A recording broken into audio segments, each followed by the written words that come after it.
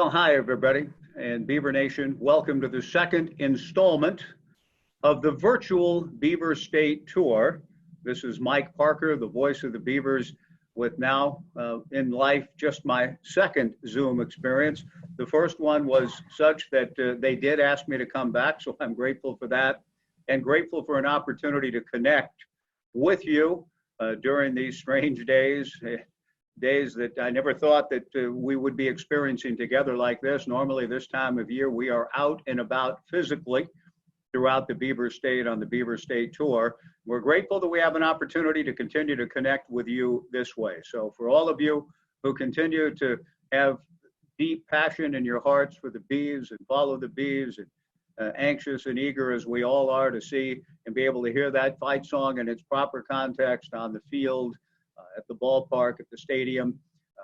We are grateful that you have chosen to spend some time again with us on this late afternoon, early evening, May 11th, 2020.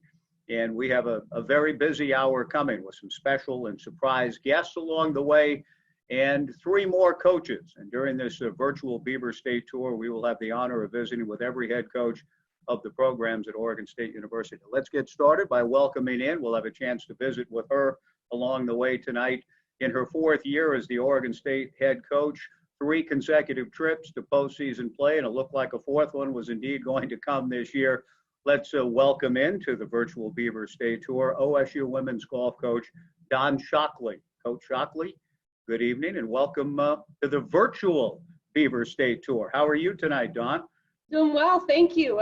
Obviously a little bit different, but we're hanging in there and getting by just like everybody, so all's good. Happy to be here. Thank you, Don. We're looking forward to finding out what hanging in there and getting by, how that's looked and been defined for your program, as well as our next guest amongst the coaches tonight. He's in his 10th year and experiencing tremendous success. Please join me in welcoming Jon Reehoorn, OSU men's golf coach, to our distinguished virtual state tour panel tonight. Jon, good evening. How are you? Hey, Mike. I'm good. How are you doing? Thanks for having me. Looking forward to chatting. Looking forward to talking to you about your kids and the races in the neighborhood. They impressed me a while back when I saw your kids, Zoe and Hudson, running up and down the street. Want to see how that's all going as we're all staying at home and find creative ways to get through all of this together. It was a delight to see you and your family recently in the neighborhood out and about. And it's always a pleasure and a delight for me to interact with this next gentleman in his 6th year, and had a year, all three of you, in fact, all three coaches ended on such high notes, but I'm not sure that you could end a season in a sense on a higher note than what we experienced down in Las Vegas on March 11th at T-Mobile Arena. Please join me in welcoming men's basketball coach Wayne Tinkle to tonight's virtual state tour. Coach, good evening. How goes it tonight? Doing well, buddy. Great to be with you and the others. Good to see you. Good to see you, Wayne. Let's start with you, Coach, and just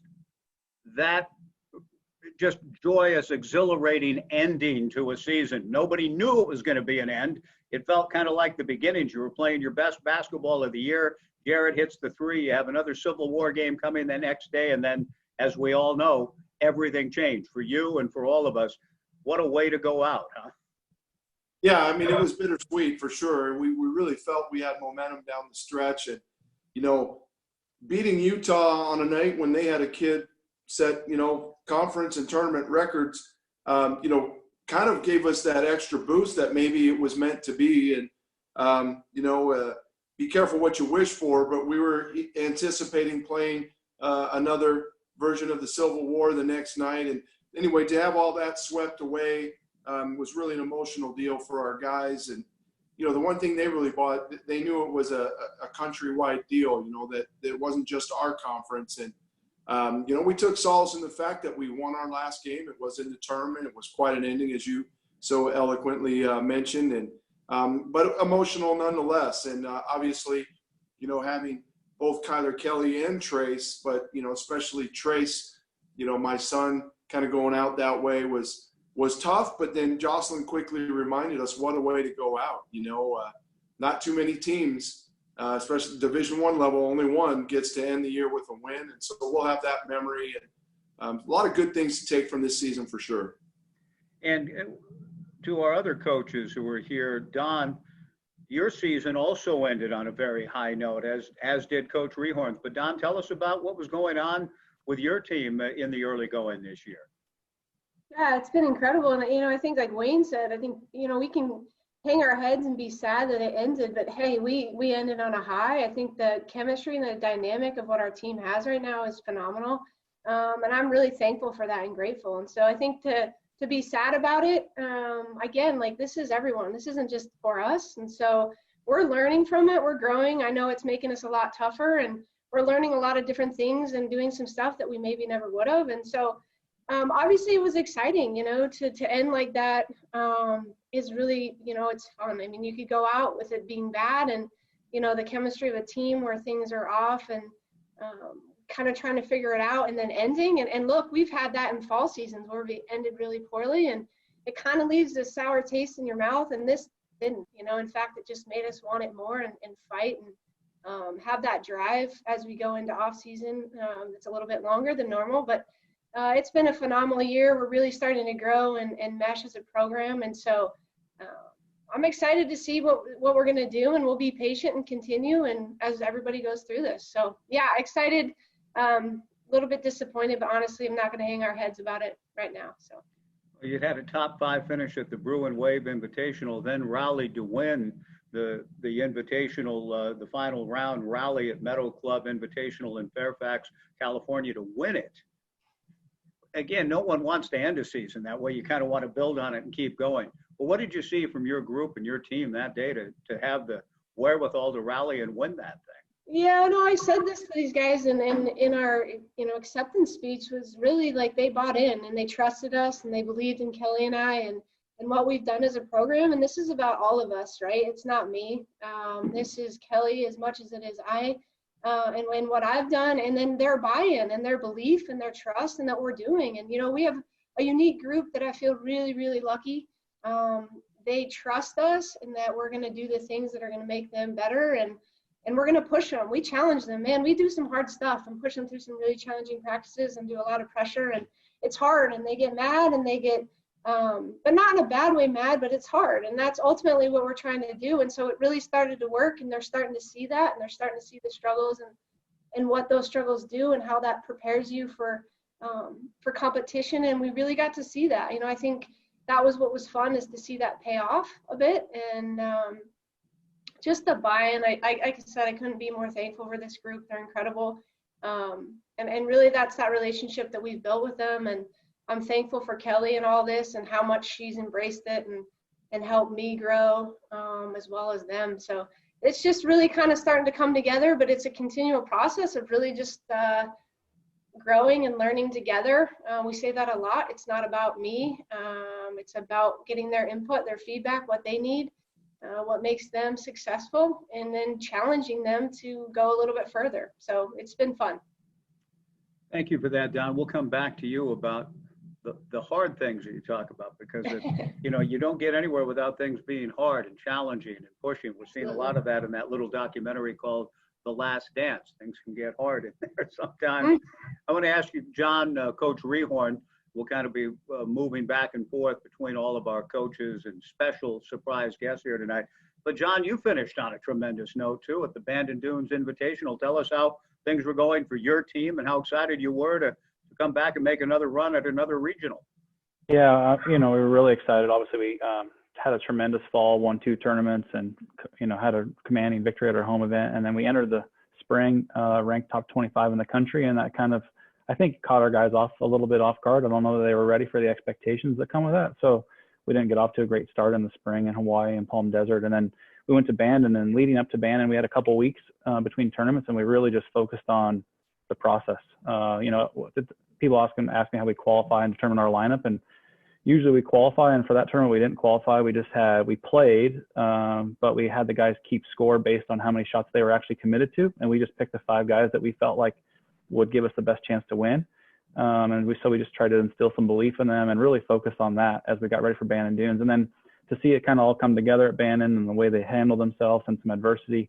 Pacific Dunes at the Bandon Dunes Resort can be pretty tricky on a few holes, and you can make some numbers, and our guys did, but they didn't let it affect them, and they bounced back. And then the way they executed on the final day, in a new environment, which you and I have talked about, Mike, with the streaming and cameras, and it was different. So it was cool to see them handle those guys, especially Spencer Tibbetts at the end, handle the pressure with the cameras around them. And so it was really cool.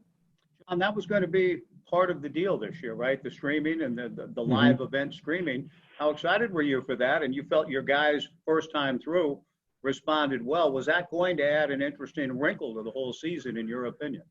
Well, I think it definitely was going to grow some exposure for college golf, and I think from the experience standpoint, I mean, our guys have never played with a TV camera. There's, on one hole I can remember distinctly on a par 5 where the guys are going for the green in 2, and the cameraman's waiting behind one guy. The guy hits a shot, and he runs across the fairway to the other side. So just having to handle all of that was something new that the guys had never really been a part of. So I think that was really good.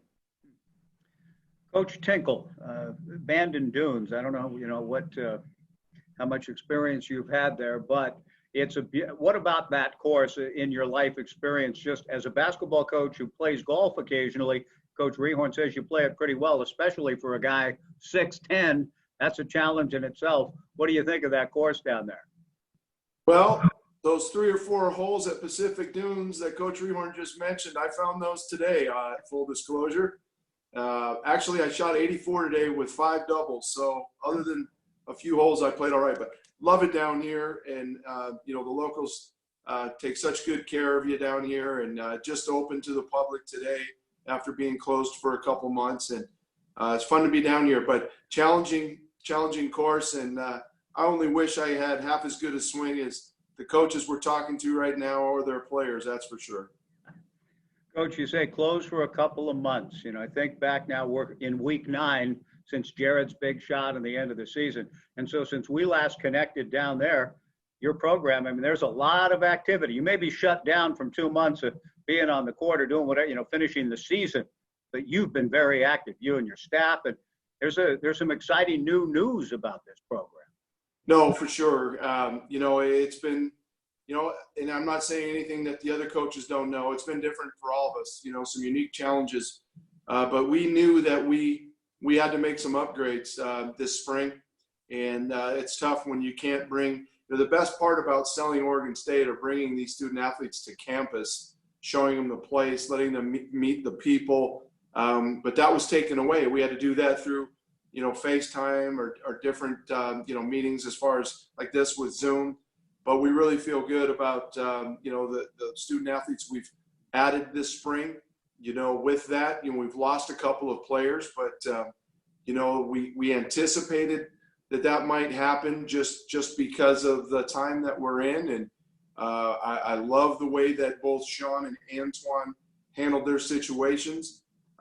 They were very forthright and very appreciative of their time at Oregon State. But, they 2 youngsters that wanted an opportunity to go somewhere for what time they had left at the collegiate level to have a more substantial role, and we couldn't promise that. Like, we can't to any of the guys, but we got in a position now where we really love the depth, the talent that we've added, and we're excited for what we feel is a little bit of a transition, right? We're losing our last player who was part of that first class in 2015. We still have some really good experienced guys coming back, but shoot, Mike, we could have 5 or 6 new faces, but guys that we really feel will have big impact on the program. So very excited about, Don said it great. We're not, crying in our spilt milk over the way things ended. Our group coming back quickly said, we're going to use this as motivation to work harder, to get better, to continue this momentum. And that's the approach we've taken. We've taken it on the recruiting trails and really like the prospects that we're adding going into next year. I want to get back to what all of you are doing and how you're connecting with your student athletes. This technology is the most important in the world right now. As we zoom our way in, Coach Tinkle, and I know John and Don will appreciate the name and the face and just what he's meant to Oregon State and all of us through the years. He is a former Beaver All Pac-10 player and the Vice President of Basketball Operations now for the San Antonio Spurs after a 14-year career in the NBA. NBA slam dunk champion his rookie year, 2-time champion with the San Antonio Spurs. And I'm happy and proud to say our own, we welcome in Brent Barry to tonight's virtual Beaver State Tour. Brent, good evening. Welcome in. Thanks for taking time for us tonight. Brent, how are you? Hi, Mike. Great to be with you this evening. And was this your 20th year calling stuff, Mike? Yeah, I just finished year 20. That's correct. Can't get rid of you or Greg Popovich. The one and only time in the history of life that my name will be mentioned with Pops, but thanks for doing it, Brent. Hey, Two Hall of Famers. Hey, Sure. Coach, just to see Brent in here, tell us a little bit about you, Coach Tinkle, you and Brent. If it weren't for Pearl Jam, would you guys be as close of friends as you really are? Probably not. Well, I think we've got, good connection from Pearl Jam and Oregon State. So two good reasons to rally and become buddies. And Brent's been so gracious in our time at Oregon State, just helping us get acclimated. We've met a time or two out on the road, and he was really good to us a couple of years ago when he was doing a game for, I believe, TNT or TBS up in Portland, and invited me up. And just obviously he has an incredible interest in Oregon State and in our future.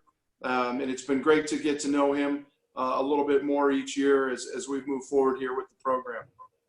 Brent, you have a player that Coach Tinkle recruited and coached, and we follow him with pride and closely. Tell us your thoughts about Drew Eubanks and your organization, and just what you see in him and what you can see at Coach Tinkle and the staff had an influence on his development at Oregon State. Yeah, I appreciate you asking me about Drew. He's been a great project player for the Spurs, bringing him in, and there's so many things that we asked Drew Eubanks to be working on, not only in his game, but the help within our organization to help guys and guide guys who are up in Austin and playing for our G League. And Drew has been remarkably patient, incredibly diligent in the weight room, as Coach Tinkle could probably attest to. Drew's one of those guys that you have to slow down. He just doesn't know when to quit. There have been often times where he's been a little bit injured, and we've tried to keep him out of practice, and that's difficult to do. He works extremely hard. He's been a great representative of the team, and obviously those are characteristics that started somewhere. So Coach Tinkle and his staff and his time with Oregon State about appreciating opportunity, appreciating the game, Drew Eubanks has represented all of those things for us. And Brent, certainly I wouldn't want to put you at all on the spot, but in terms of the next player I'm going to talk about, but Wayne, with you, when you hear Brent talk about at times even trying to rein in a guy like Drew, your own son, Trace, has those same types of characteristics. He's just relentless. I remember he got hurt in his second year trying to block a shot in his third season, I should say, blocking a shot, racing in from behind. Sometimes, I don't know, as you guys as coaches and personnel type people feel, it's hard to instill that. I don't know if you'd rather have a guy that you're trying to rein in than trying to give a little push to, Coach. Brent, I mean, you'd like to have it work maybe that you're trying to slow them down a little bit rather than prod them into effort. Wayne? Yeah, we always say it's better to say whoa than have to say giddy up. And it's better when you've got to pull the reins. But obviously it gets to a point where your better players, you want them to be careful, but yet you don't want them to lose that edge, because that's what makes them as good as they are. And Drew had that. I tell you, there weren't too many schools recruiting Drew out of high school, but he came in with the work ethic that Brent mentioned. And it wasn't to prove anybody wrong. It was just to prove to himself, that he had the potential there. And he did a great job of just buying in Coach Rupp. They worked hand in hand for so many years. And we just knew the sky was the limit, because we really felt like we got a big blank canvas, but somebody had incredible work ethic, and he really carved a great path for himself. And there's no surprise on this end, that he's getting better and better, and he continues to prove that he's got a bright future. Brent, what about that from your perspective? How much value? I mean, you got to have tangible skills, certainly, but when somebody is a relentless worker, how much do you pay attention to that? How important is that to you?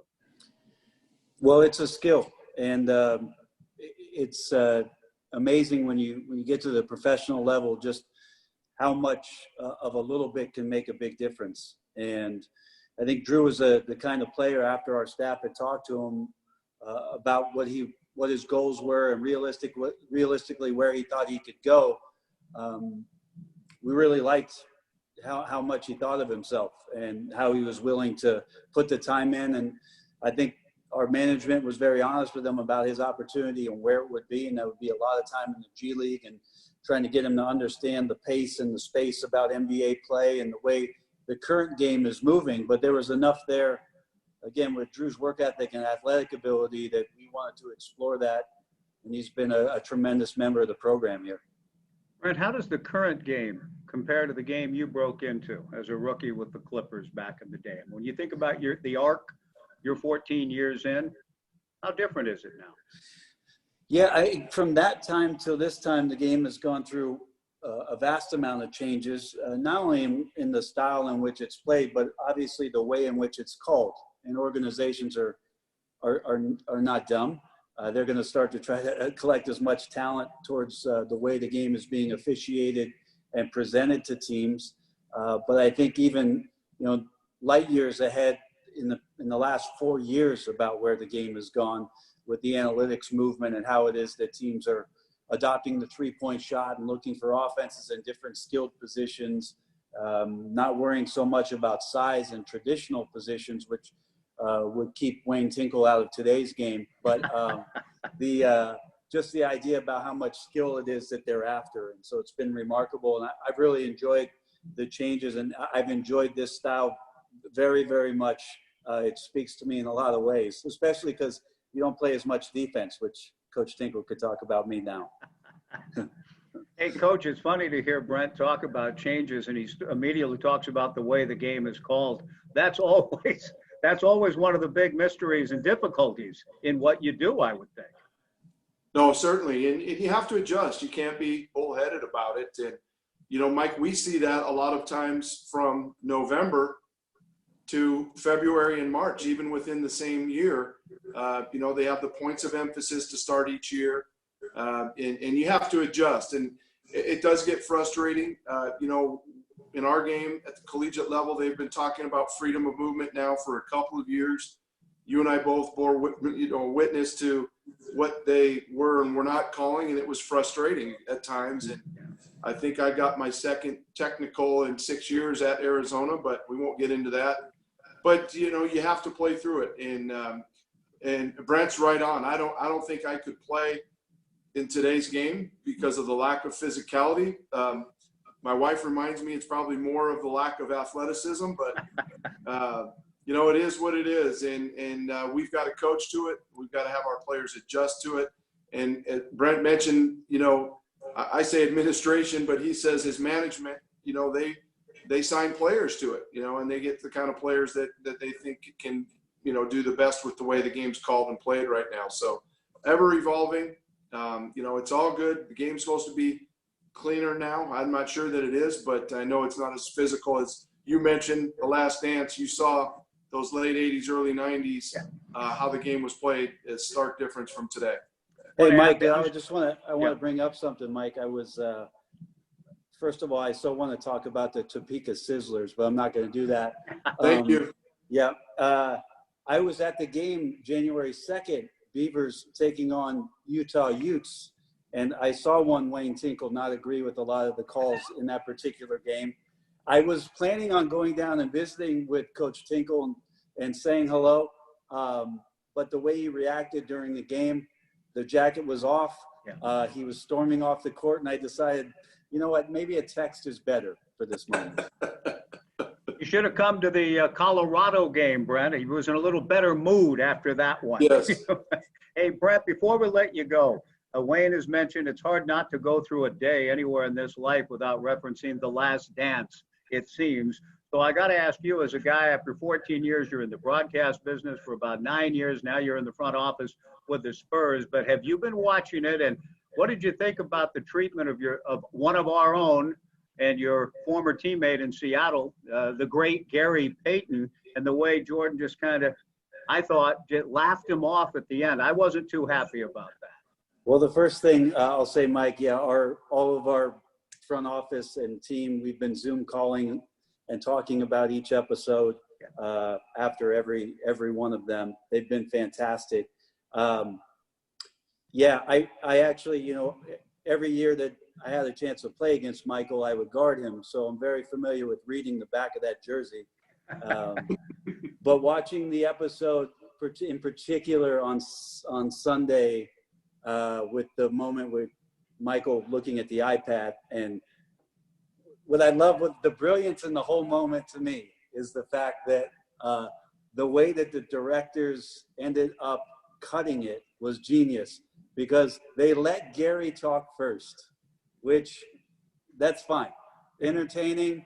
Right. Half of it's true, half of it he's trying to make up on the spot. But the fact that they had MJ watching it, reacting to it, and then MJ having the last word was completely appropriate. And it was kind of cool to see MJ talk about how he was dealing with Father's Day coming up and a lot of emotions were going on. But some of the context around that series, a lot of people don't remember, is I think the Seattle Sonics during that series scored 90 or fewer points in 4 of the games.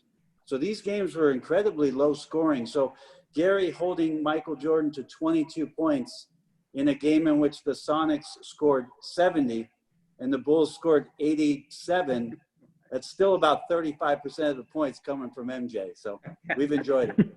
Okay. Well, I'll tell you what, just to have you as a former Beaver great talk about one of the all-time and Hall of Famers in Gary, we appreciate that, Brent. It's thanks for taking time to jump in here with us. I know you have a great deal of respect for our head coach, Wayne Tinkle, and we appreciate you taking time to jump in here with Beaver Nation tonight.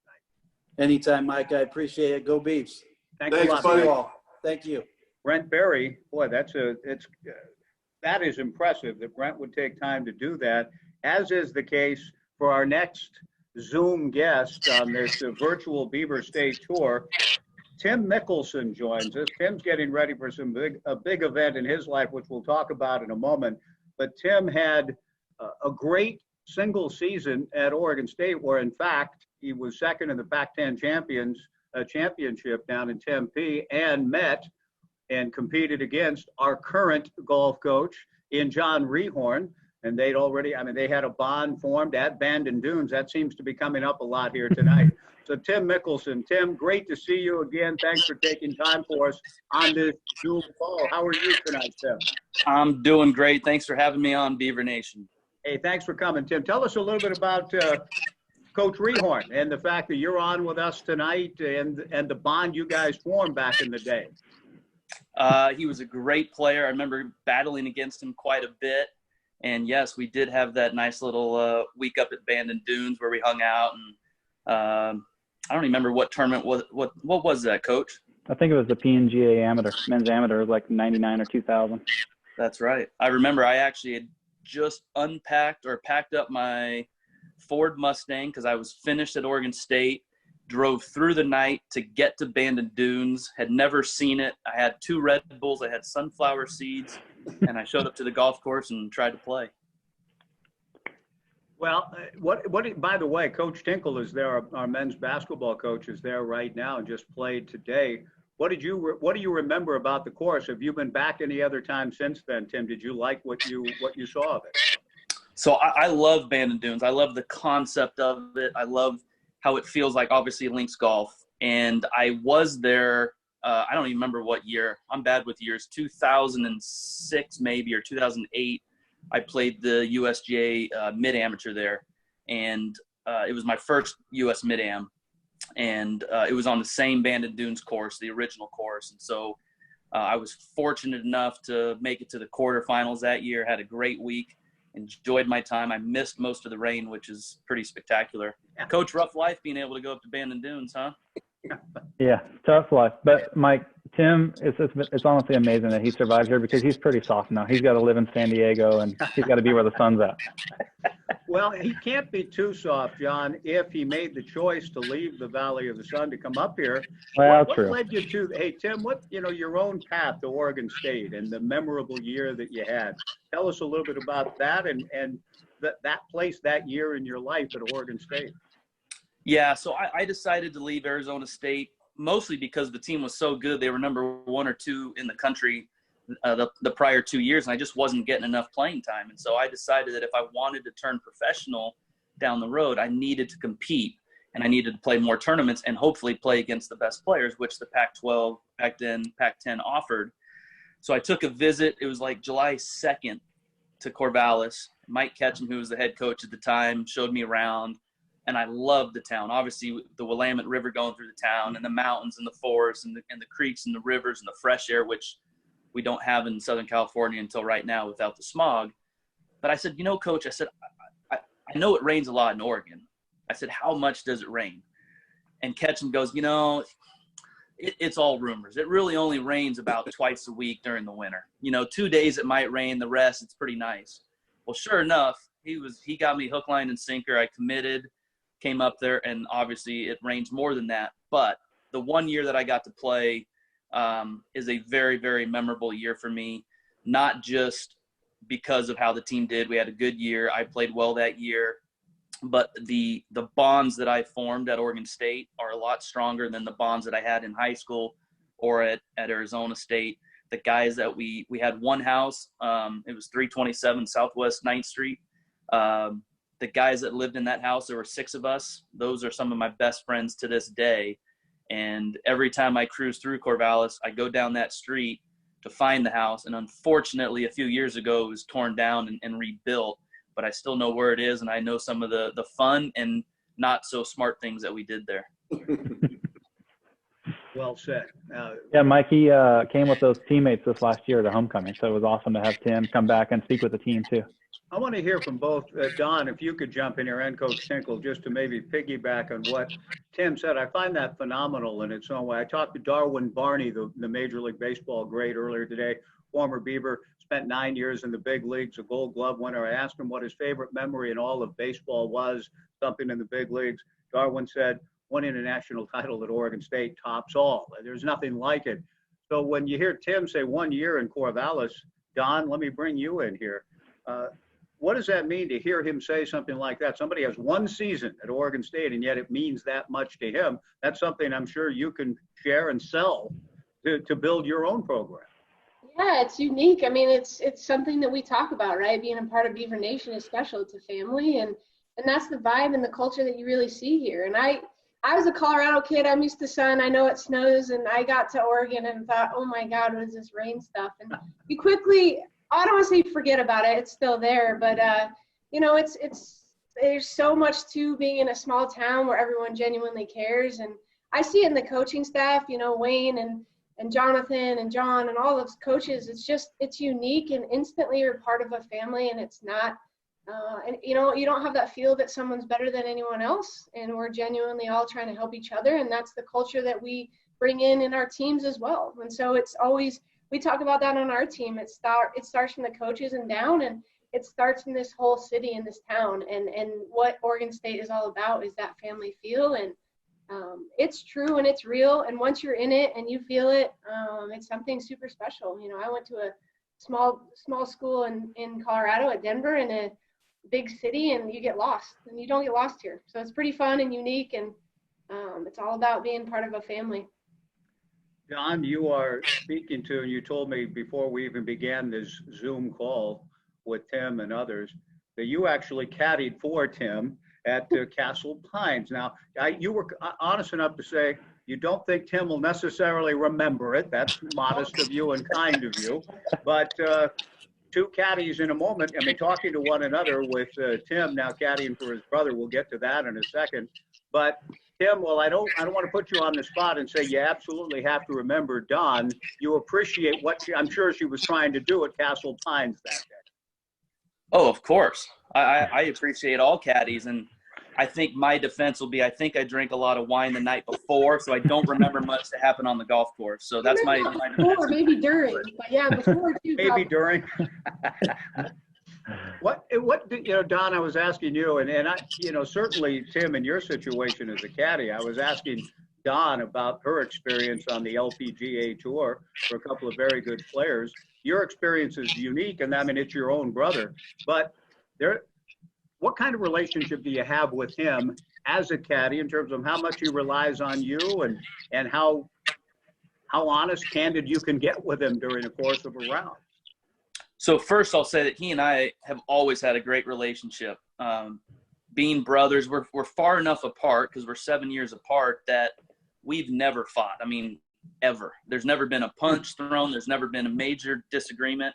So that, I think, helped as we started this bond and this professional relationship.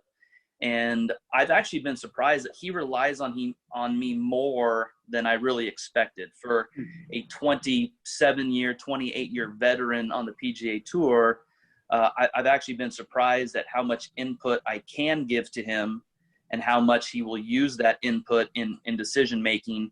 And if I really feel that we're making the wrong decision or I disagree with the shot, I have the freedom to tell him and try to call him off that shot.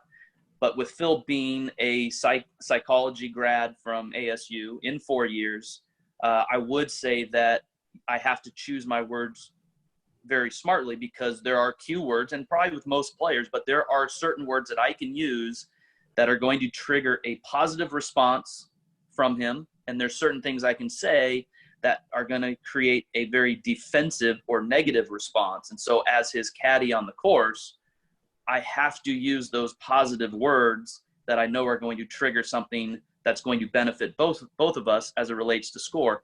No different than what the coaches on this Zoom have to do during battle. And more importantly, they have to take their, 5 starters, and they got to treat each one of those guys or gals differently. Whereas I only have to focus on one person, day in, day out. Jon, how has that experience been for you, what Tim just alluded to, trying to tailor a message, for your 5 starters on a given tournament? That's a big challenge, I would imagine.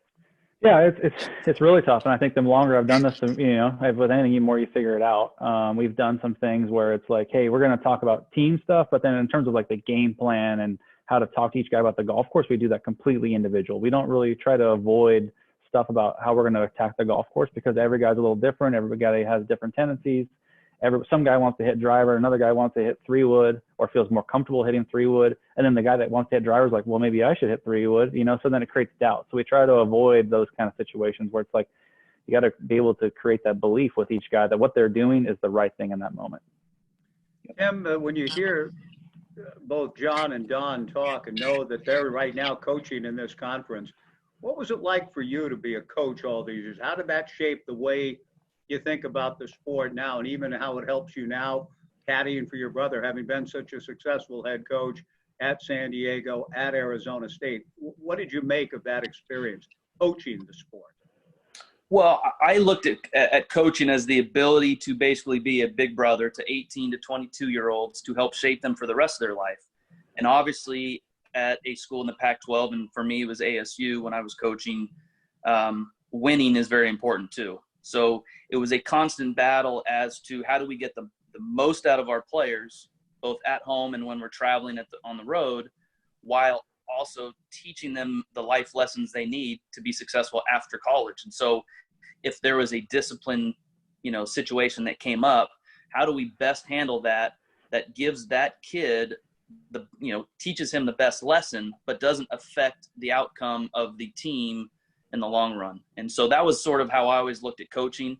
I loved my time coaching against some of the best coaches in the country. Obviously the Pac-12 is so strong year in, year out on both the men's and women's side that if you're a young kid, I don't understand why you would look at going outside of the Pac-12. For golf, there's really only one place, especially from the West, and that's to stick to the Pac-12 and play week in, week out against the best players in the country and quite frankly, the world too. Final thing for you, Tim. Yeah, go ahead. I was just going to interject something that came to my mind was I think one of Tim's first years at Arizona State, I was maybe my first year at Oregon State. We were paired together at the Pac-12 preview, and he had this young man by the name of Jon Reehoorn on his team. And Jon Reehoorn had not done very well his first 2 events, and Tim told me the story on the par 3. We're standing. He's like, yeah, he's just kind of got a hot head. I got to control this guy. And then he just came to me and said, Coach, let me go, let me do my thing, and I'll be fine. Stop trying to take over. I'll be fine. And then from then on, Jon Reehoorn dominated college golf. Yeah, true story.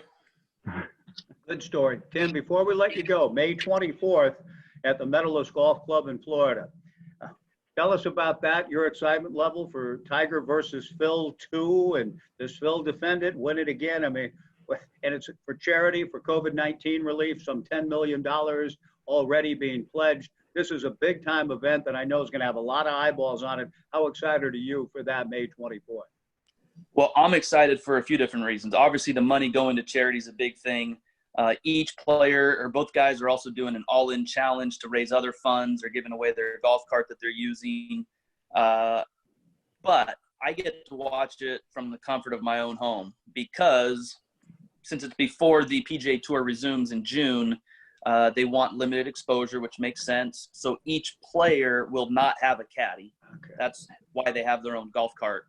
So I'll be able to watch it like everybody else from the comfort of my house and, you know, might have a glass of wine or two. I know one. Hey, Mike. I do know one thing. Yeah. Hang on, Coach. Tim says he knows one thing. I want to hear the one thing. What's he got? What do you got? The one thing I can guarantee from that match is that Phil and Tom Brady are going to win the trash talking component. Well, okay. Phil and Tom. Wayne, what do you got for Tim or us? Well, I ran into Tim after the Phil versus Tiger #1 when we played at Long Beach, Mike, and Tim was at that game, and it was maybe the next week, and I asked him what was most memorable, and he goes, well, it reminded me a lot of college basketball coaches. There was a lot of expletives being thrown back and forth. That is true. But we can take to the bank, Mickelson, Brady will have the trash-talking edge. No doubt about that, Tim, in your opinion? No question about it. It's as easy as a layup, sorry. Hey, Tim, thank you for taking time for us, and thanks for expressing, you know, your 1 year at Oregon State, how much it meant to you. It means a lot to us that you would come on and join us in this format. Thanks for being here. Good luck to you and your brother the rest of the way, and we hope to touch base with you again. Thank you. Thanks for having me. Go Beavs. Thanks, Tim. That's Tim Mickelson joining us. Coaches, I want to ask each one of you, just in a sense, Wayne, we've already heard from Don and John a little bit, but Wayne, to hear Tim talk about 1 year in Corvallis and what it meant to him. It's just amazing to me. And the story I told about Darwin Barney as well, Wayne, there's something special about the place, and it's not necessarily that way everywhere, Coach Tinkle. I mean, it obviously 1 year here for Tim Mickelson meant a lot to him. It's unbelievable, and it's hard to put it to words. You know, I mentioned it briefly talking about recruiting and the big draw is getting them on campus for visits. But, you know, it's really what I – all those years in Montana and having a great and close relationship with the Native American population, what's always being said there, what's important to those people is their people and the place. And that's what I really feel about Oregon State. It's the people and the place that make it so special. And I have friends all the time, you know, are you going to retire back to Montana? Are you this? We love Corvallis. We love the state of Oregon. And it's just, you can't put words to it. It's just once you're in and you're accepted, you feel like you've got a new family and yet that you've been a part of it for years and years and years. And we've only been here 6 years. So very unique. And I don't think it could have been said any better than what Don said is so many of us are pulling for each other, looking out for each other. And it's a genuine feeling that you're not at it alone. You've got a lot of people behind you at your side. And obviously we reciprocate that as best as we can with the other programs. And it's a very unique deal because a lot of places, it's kind of a CYA deal and kind of control your own deal and tunnel vision. Oregon State, everybody's in it together and really pulling for each other, and that really makes it nice. John and Don, I want to ask both of you and kind of come back to Coach Tinkle on this too. But John, let me ask you, how are you interacting with your team now? I mean, this technology here, Zoom, is that about it? I mean, how else are you connecting with your team, and what are your players doing this spring, as far as you know? Yeah, it's been interesting, Mike. We know we do a weekly Zoom call with our guys. So we started out with the first few weeks, just we did it once a week with every guy individually, Noah, my assistant, and I, just because we wanted to make sure they're doing well in school and things are going well. And, you know, we have such a small team that our guys, they're doing great. All of them are home except for a couple more here in Corvallis. And with golf, it's such a different sport because, where they're from, for the most part, the golf courses, like in Oregon, the golf courses have been open. Idaho, the golf courses are open. So they've still been able to practice and play. And I think they probably feel a little different than the rest of the athletes because they've been able to still play their sport. In terms of what else I've been doing, I've been playing a little Fortnite with a few of them, to be honest. So I get online and play some Fortnite with a couple guys in the evening, a couple former players, which is kind of cool. One of them's in BC and one's in Australia, and then one of our current ones here from Hawaii, Kyosuke Hara, in town. So we get on and have some fun together. And then, that's kind of what we've been doing. Don, we have another very special and surprise pop-in guest on tonight, and I'm going to have you, before we even bring Ellie in, we're going to bring Ellie Slama on here in just a second, but Coach Shockley, just a sense of what she's meant to you and the program, how proud you are of Ellie, who's going to pop on with us in a second, but I wanted to hear from you, her coach, first. Oh man, it's been so fun to see Ellie grow. I think that's the big thing, and just she's phenomenal. She has so many fans and so many people love her, and to have her be a part of this is awesome. And just to see her grow in her leadership and owning, there's not a bigger, and I will say this, besides Kelly, my assistant, and Ellie, I don't know if there's any bigger Beaver fans. They both grew up, born and raised in this. And so Ellie is true, and there's nobody more real into what it means to be a Beav. And so to see her own it and help grow this team and this program, it's been really fun. And, we have challenges, always. I think that's part of growing together. And Ellie and I have had really fun and the growth that we've seen in coaching together and seeing each other, how we've kind of built this, has been really fun. And so she's special. She's unique for sure. Her golf, we call it a golf IQ, is absolutely just unbelievable. She gets it. She knows what she needs. I think Jon was saying that she's one of those, let her go, get her input, ask what she needs. Help her, challenge her. I think that's what's been really fun, is challenging her and then just letting her grow and letting her do what she knows how to do, because she's a phenomenal golfer.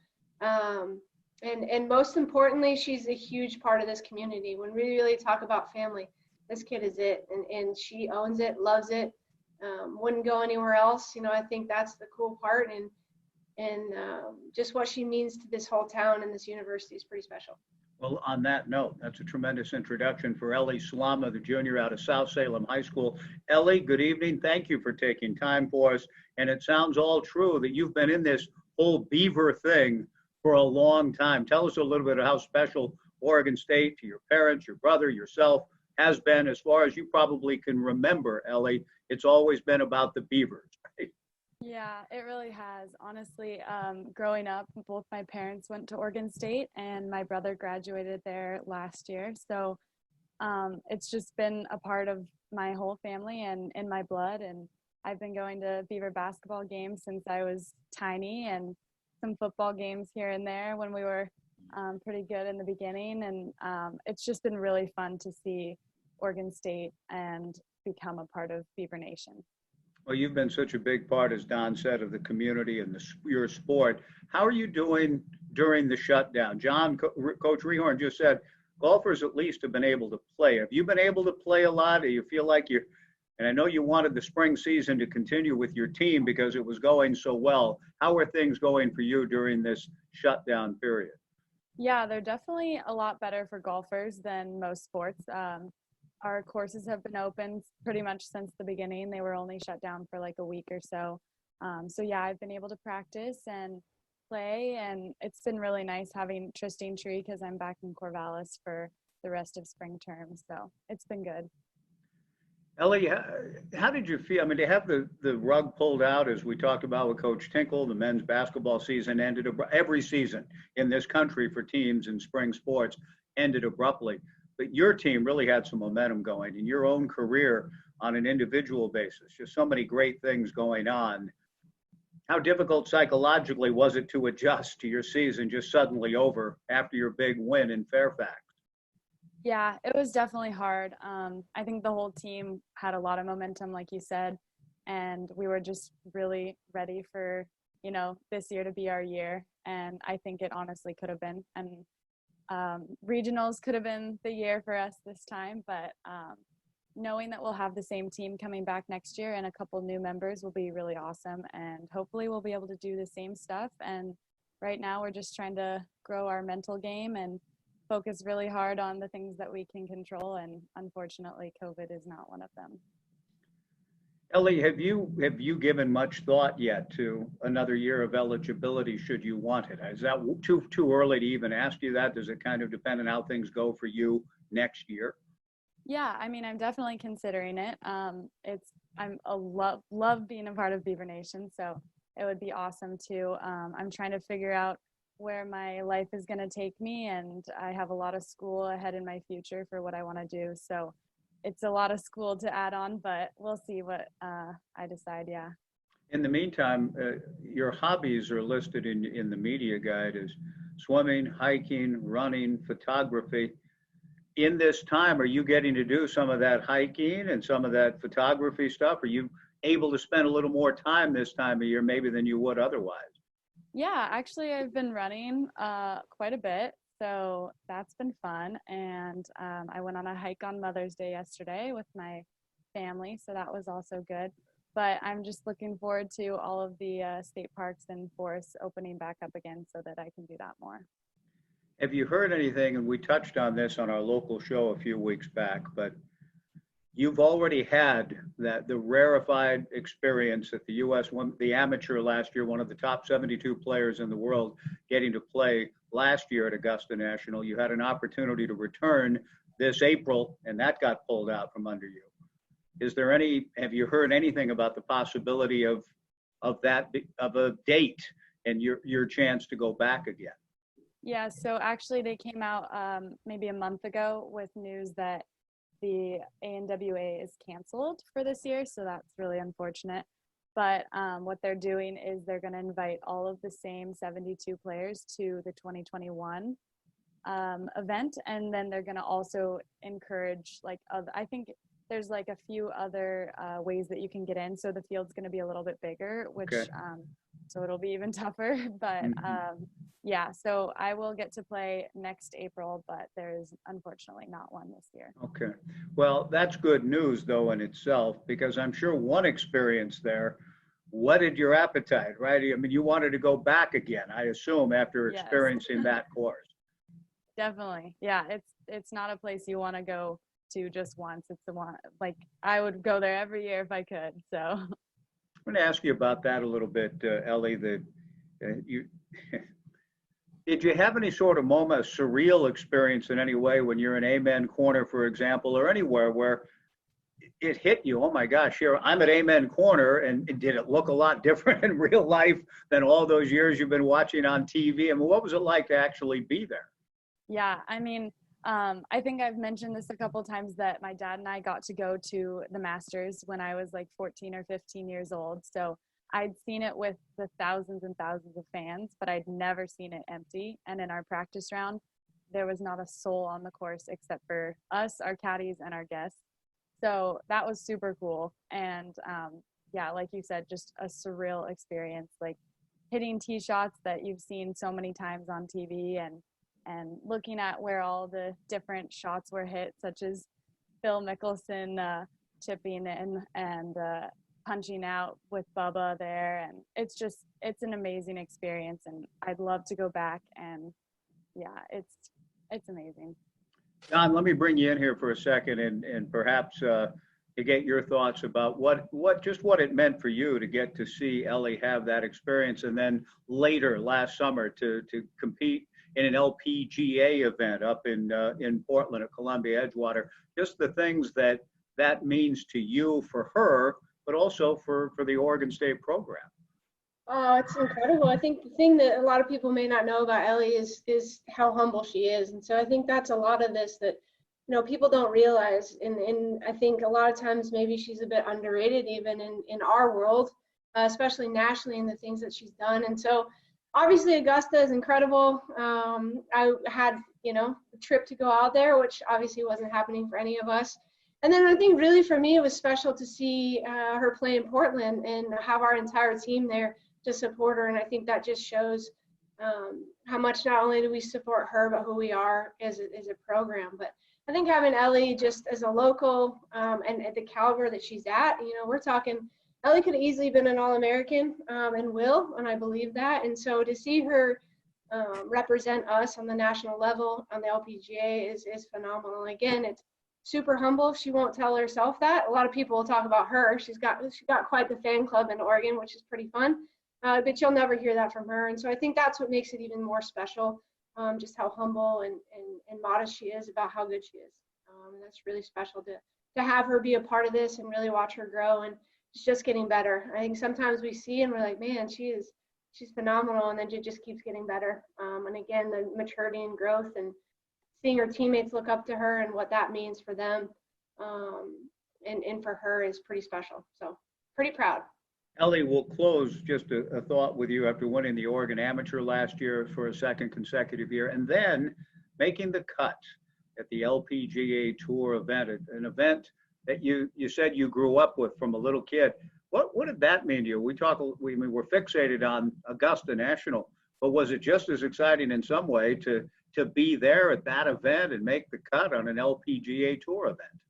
Yeah, I mean, Augusta was amazing, obviously, and so was the LPGA tournament. I grew up from probably age 8 or 9 holding the standard bears with the scores for all of the LPGA players. And at one point I held it for Paula Creamer and like some of the really top players. And that was really cool to see because at a young age, I really wanted to go pro and wanted to experience what they were doing. And so as I grew up and I was able to see it slowly, progress where I was getting better, just being able to be a part of the tournament was really, really special and have the same conversations that I had with my opponents that I would have had with people that I was holding the score for. Last thing, Ellie, and that is I don't think you had to set up that stuff behind you for the purposes. I better show people I'm a Beaver fan. I mean, your Go Beavs and the posters are and they're there all the time. Yeah. Is that a credential, though, hanging? What is that I'm seeing on a lanyard, or is that just a sticky note on the one poster? What is that on that team poster of yours there? That's my LPGA credential. Yeah. That is your LPGA credential. Okay. Yes. I thought it might be. Yeah. Well, hey, Ellie, congratulations on everything that's happened for you. Thank you. As Coach Shockley said, I mean, you represent everything that's great about Beaver Nation and about the state, and we appreciate you taking time for us on this virtual Beaver State Tour. Another Zoom experience. I'll close in asking you as a student athlete about this. Are you zoomed out yet, or are you okay with the technology? I'm a little zoomed out. Okay. With that, we'll let you go from this Zoom experience. Look forward to seeing you again soon. Ellie, thanks for taking time for us. Thank you so much. Ellie Slama joining us. Let me ask all of you coaches in closing. Wayne, Coach Tinkle, we didn't get a chance to ask you in a sense how you're interacting with your team. There's been a lot going on. I'm curious to know how often you're interacting, what kind of stuff you're giving your guys to do, and is it a scattered look in terms of who has courts, who doesn't, who has hoops to shoot at, who doesn't? How are you going about all of that? Yeah, well, it's a balancing act, and we do have some restrictions on what we can do, what we can't do. But we're every 10 days we're doing a team Zoom. We did do individual meetings via Zoom as well. Obviously texting and phone calling, that sort of thing. But what's neat is through it all, obviously our number one concern is that they all remain healthy and they're doing their part, but the enthusiasm to get back. Now they've had just over 2 months, back home. I'm sure they've enjoyed it, especially some of the younger guys, but they're chomping at the bit to get back and get to work, whenever that is. And, we'll make sure when that time comes, whatever, some of the rules and regulations may be to the access that we have and what they need to do as far as their workouts go to stay, the same distancing and staying safe, that sort of thing, we'll abide by those. But just the thrill to get back, you can hear it in their voices. And we just hope that comes sooner rather than later. Coach, thanks for joining us tonight. Great to see you, even in this format. Hope it's in person one of these days. Thanks for taking time for us, Coach. Great to see you. Our pleasure. Thanks, and go Beavs. Coach Reehoorn, same to you. I hope to see you in the neighborhood. Zoe and Hudson put on quite a show running up and down the street the other day. Are they still getting out a lot, making the most of this time? Yeah, it's a daily ride along the Willamette River. Hudson and I went for about 3 miles today. He started riding a bike, a two-wheeler. He's had a balance bike, but then we got him a regular bike with pedals, and he like within a minute he was on the thing going. So it didn't take him any time to learn the balance bike, did the trick, and so now he's cruising. So we're Dad's getting lots of exercise. You know, this whole thing is a lot different for everybody. I would say, you know, if you have a 4-year-old and a 7-year-old thing, and both parents are trying to work, it's pretty crazy. So it's but you know, I'm just trying to keep them busy and have some fun with them while I can. Jon, thanks for taking time for us on this virtual state tour tonight. We'll see you out and about in the neighborhood along the river. Thanks for taking time for us, Coach. All right, thanks. Jon Reehoorn and Don, a real pleasure to visit with you tonight. Thanks for taking time. These are challenging, unique, unprecedented, all the words that have been used about these times. We close with you. Are there also, for you, seeing some good things emerge out of all of this that maybe you'll even get to when we're done with this Zoom call? Some things that maybe you wouldn't have expected that have been to the good for you on a personal level and even for your team.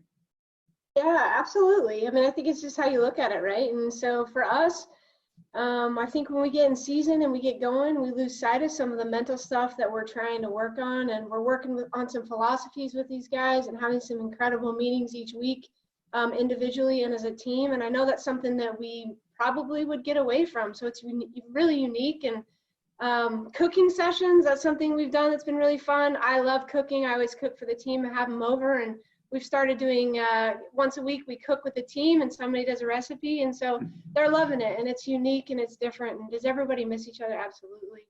And I think you just got to look at the positives, and it's challenging, and we also own that and realize that everyone's struggling a bit, and trying to get out and see the good in all this. So we're doing a lot of stuff. I think it's going to be really beneficial when we get back and get going again. That will be something that we maybe never did. And so I'm excited about that. It's a lot of time for me to develop professionally myself too, and learn and grow. And so I'm using that to the best I can. My yard looks great. House is the cleanest it's ever been, and like looking great. So yeah, there's some good. Nature is helpful. So we're good. Don, thank you. Coach Shockley, thanks for taking time for us tonight on the virtual state tour. We'll see you again soon, I hope. Thanks, Coach. Hey, and thanks to all of you, Beaver Nation, for joining us tonight. We've got another edition coming up Wednesday. You can register. Scott Ruick, Kate Maxim, Gabe Winkler, and always some special guests. You see on your screen the other dates. You can get pre-registered and be part of the virtual Beaver State Tours. We are glad that we can bring the campus and the coaches, former players and athletes, current athletes as well, to you in this unique format. So thanks for joining us again. We'll talk to you Wednesday night on the third edition of the virtual Beaver State Tour. So long, everybody.